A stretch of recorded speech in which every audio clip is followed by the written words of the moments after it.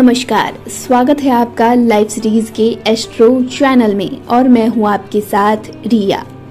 आज नवरात्रि का पहला दिन है। आज नवरात्र के पहले दिन मां शैलपुत्री की पूजा की जाती है। आपको बता दें कि शैलपुत्री हिमालय की पुत्री है। हिमालय पर्वतों का राजा है, वह अडिग है, उसे कोई हिला नहीं सकता। जब हम भक्ति का रास्ता चुनते हैं तो हमारे मन में भी भगवान के लिए इसी तरह का अडिग विश्वास होना चाहिए, तभी हम अपने लक्ष्य को प्राप्त कर सकते हैं। यही कारण है कि नवरात्रि के पहले दिन शैलपुत्री की पूजा की जाती है। मां शैलपुत्री सती के नाम से भी जानी जाती हैं। इनकी कहानी इस प्रकार है।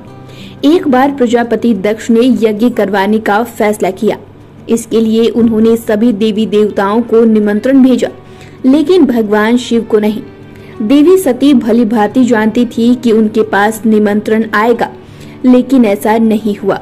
वो उस यज्ञ में जाने के लिए बेचैन थी, लेकिन भगवान शिव ने मना कर दिया।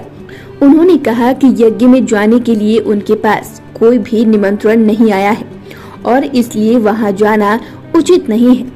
सती नहीं मानी और बार बार यज्ञ में जाने का आग्रह करती रही। सती का ना मानने की वजह से शिव को उनकी बात माननी पड़ी और उन्हें अनुमति दे देनी पड़ी।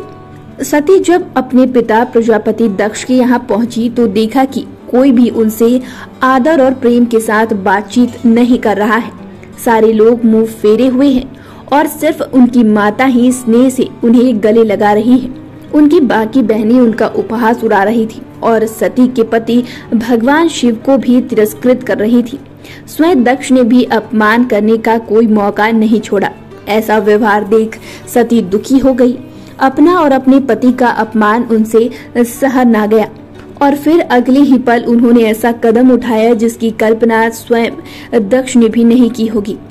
सती ने उसी यज्ञ में खुद को स्वाहा कर लिया और अपने प्राण त्याग दिए। भगवान शिव को जैसे ही इस बारे में पता चला तो वो दुखी हो गए। दुख और गुस्से की ज्वाला में जलते हुए शिव ने उस यज्ञ को ध्वस्त कर दिया।